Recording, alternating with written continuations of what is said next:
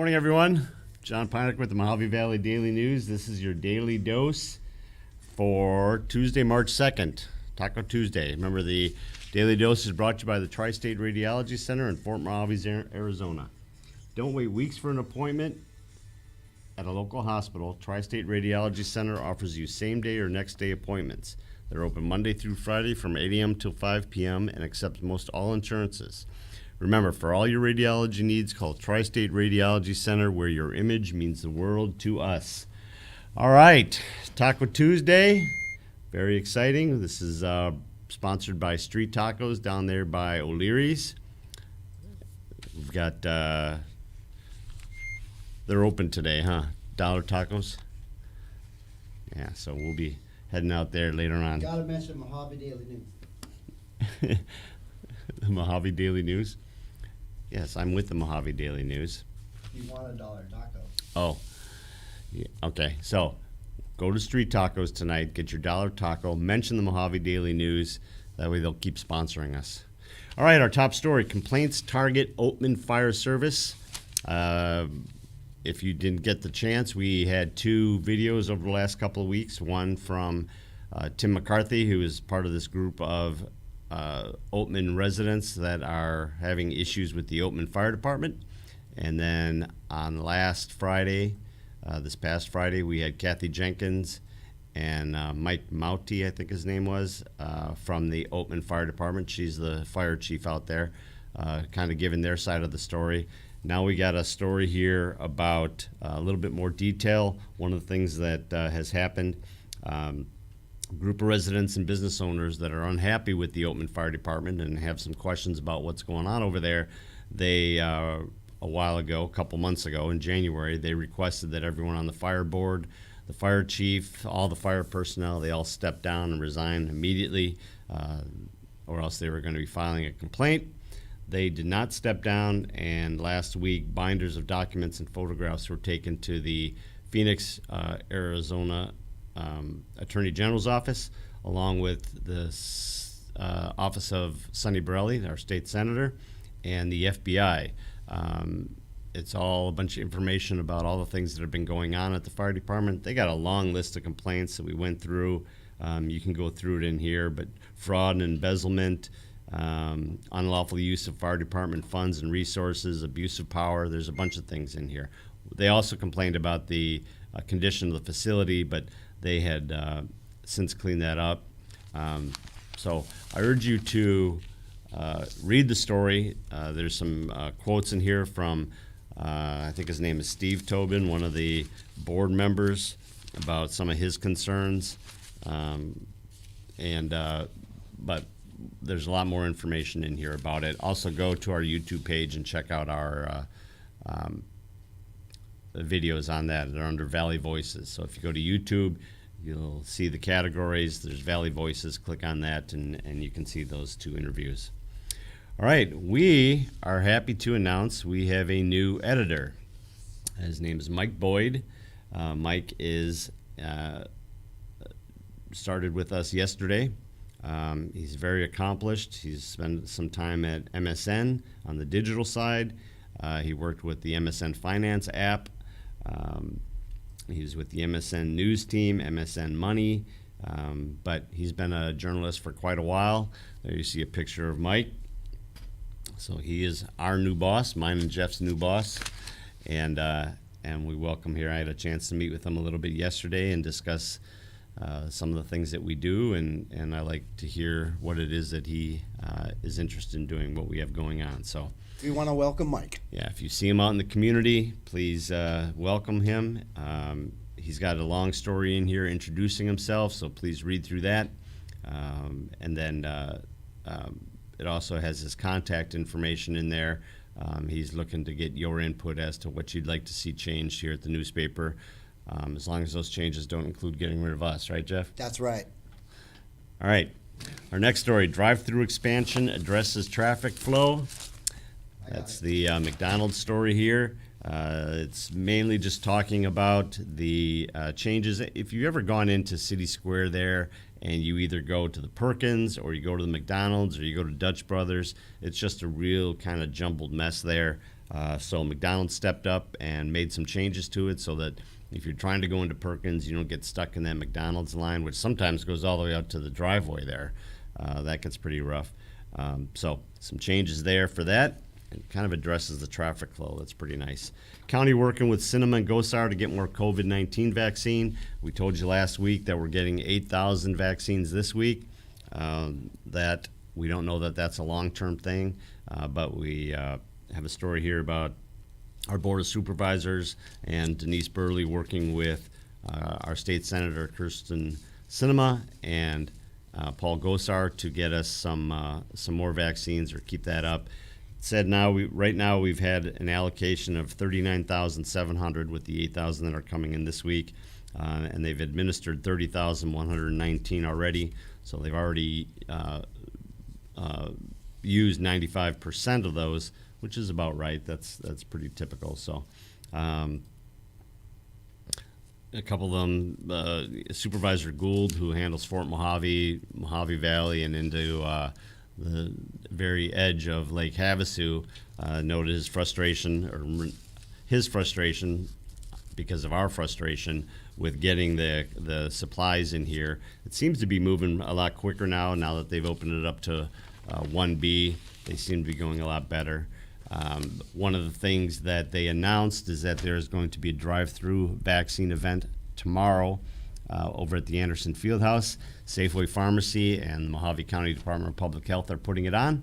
Safeway pharmacists will be administering the vaccines. They have 500 of them, but 320 are designated for people getting their second dose and 180 for people getting new doses.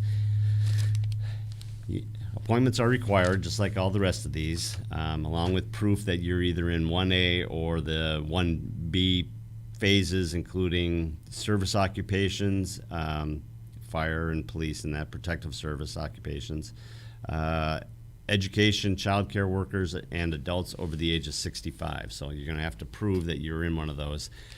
In order to do the appointment, it's got a really long email address. You can go to our webpage and look for the story entitled Drive-Through Vaccine Event, and the link is in there. So you can go that way and get it that way. The president has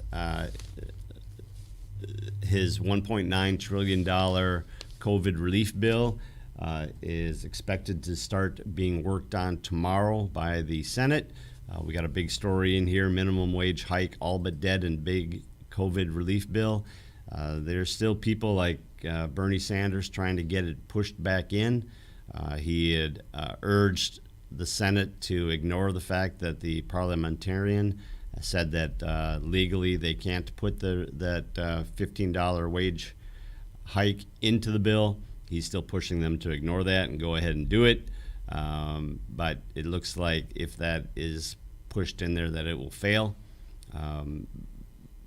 Pretty much Republicans are all against it. And the Democrats, for the most part, it seems, are all for it. They would like to see some changes. One of them I saw in here was the bill that came through the House had a $400, the bill's emergency unemployment benefits came through the House at $400. Some of them would like to revert it to the $300 figure that was enacted in December. So that could be a sticking point for some of them. Obviously, they're going to be debating that back and forth on the Senate until they actually are ready to vote for it. Senate confirms Cardona as Biden's education center. This is Miguel Cardona. He was nominated as the Secretary of Education. He was confirmed yesterday, and that kind of paves the way for him putting in his return to school in-person learning package. So it seemed to be pretty well voted, 64 to 43. So it wasn't really. It's bipartisan. Let's just put it that way. Okay. All right. Let's go to sports. Sports is brought to you by Mike Lewick at Desert Time Realty. Call Mike today for the service you deserve and the people you trust when buying or selling your home. We had a lot of winners. T-Birds earn overtime win on senior night. Patriots win again. The Dust Devil boys basketball team wins again. But maybe the biggest winner yesterday, Arizona Cardinals. Cardinals signed free agent edge rusher J.J. Watt. Very disappointing to me because J.J. Watt is my homie from Wisconsin. Thought he was going back to the Packers, but he signed a 2-year, $31 million contract. $23 million of that is guaranteed. Pocket change. It's going to make it a very formidable defense over there. Yes, pocket change for somebody like him. He said that he wanted a ring. I don't know if he is the difference between the Cardinals going 8-8 and going to the Super Bowl and winning, but there was a lot of speculation about him going to the Steelers, who are in position to get a ring, the Packers, who are in a position to get a ring, the Buffalo Bills were one of the names. Chargers. No, not the Chargers. The Come Chargers on, man. are not in a position to get a win. Sorry. But he comes to the Cardinals, so we'll see him down here tromping around in the desert. All right, the Malk boys basketball team won 89-57 last night against Leading Edge Academy. Leading Edge Academy, I talked to the Malk coach, Scott Neal, yesterday, and asked him about the game, and he said this is going to be our toughest game. They were the number 2 team in the state, the Leading Edge Academy. They had 1 loss, and Malk also had 1 loss, and they've had a super condensed go schedule. It didn't look like it was too much of a problem for them. They won by 32 points. Josh Neal led the team with 26 points. Lucas Leslie added another 22. That was the end of their regular season, and they finished 19-1. So congratulations, boys. Right, the River Valley High School boys basketball team were on the road as well. They were down in Avondale. They played St. John Paul II, which I'm guessing is a Catholic school, not just one guy named St. John Paul II. And they beat them 58-27. Ulysses Short scored 16, and Trevor Walker added 15 for the Dust Devils. And then the Mojave High School boys soccer team earns an overtime win on senior night. We have Hayden Allen. He is Mojave High School's only senior, out there with his parents, Steve and Jessica. You got a picture of them? There they are. So that's out at the Anderson Auto Group Fieldhouse. He was their only senior, so he's celebrated there. Congratulations. He also scored so they were down 3-1 at one point. They ended up winning 4-3 in double overtime, with Allen tying the game with 10 minutes left in regulation. So way to show up on senior night there, Hayden. They raised their overall record to 6-3, and they are scheduled to end their regular season Wednesday at Deer Valley. With a win. That's hopefully with a win.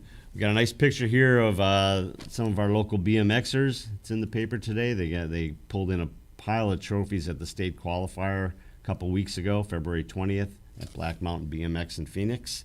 So if you don't know, if you're interested, go on over to Turnell Henry's Bullhead City Track on Highland Drive at 6 o'clock on Thursdays for signups. And then they have racing Fridays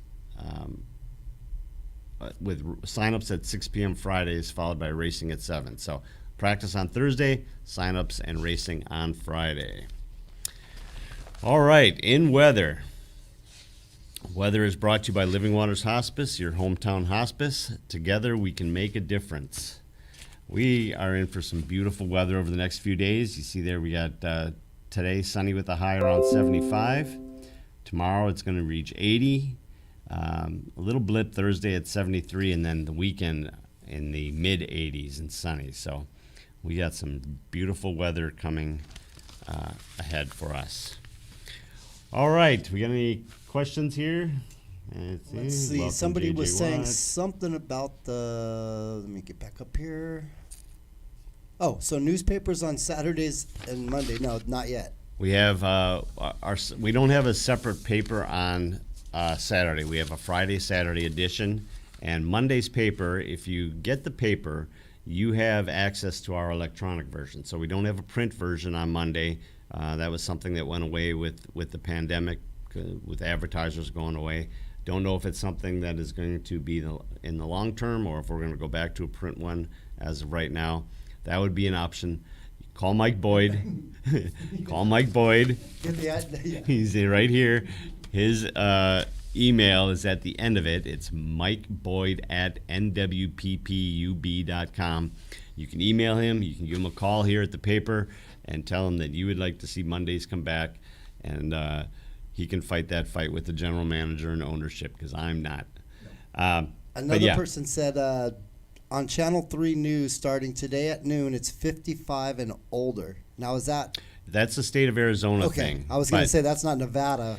That's Yeah. Arizona. No, that's an Okay. Arizona thing. But please remember that every time the governor comes out and says it's going to be 75, it's going to be 65, it's going to be 55, whatever he says, that really doesn't matter in this area. That allows the county supervisors to go down to that age. But if we don't have the vaccines, they're going to make sure that the 75 and over people were taken care of first. The 65 and over are the next group. And when we have the amount of vaccines we need, then it'll go down to 55 and over. So if we keep getting 8,000 a week, we only have 210,000 people in the county, and not all 210,000 are going to go get the vaccine. So at 8,000 a week, we should get into that 55 and over group soon, which I hope, because I'm part of that 55 and over group. So, all right, everyone. Anything else? No, that looks like it. All right. Remember, the Daily Dose is brought to you by the Tri-State Radiology Center. The Tri-State Radiology Center offers same or next day appointments, and they accept most insurances, including Medi-Cal. They have a wide open MRI and offer digital x-rays with your reports ready in 24 hours. Call them today for an appointment at 928-460-7226. Remember, tomorrow night, Wednesday at 4 o'clock, we're going to do our Q&A live. I'm contemplating, if we can figure out a way of doing this, having a guest here that will be able to answer questions as well. So we'll see. We'll work on that. At a minimum, you get Jeff and I. Yeah, it's not too bad. No, that's okay. That's okay. So if you have questions, if it's on today's paper, we got a lot of information on the Oatman fire thing that's going on out there, and some of the things that Tim McCarthy's trying to do. If it's questions about our new editor, if it's questions about economic development, it's questions about anything in the news. I'm not answering any J.J. Watt questions, though, because I'm angry about that. Not yet. So, all right. Thank you, everyone. Thanks for joining us. Jeff, thanks for your help, brother. All right, we'll see you guys tomorrow. Hump Day.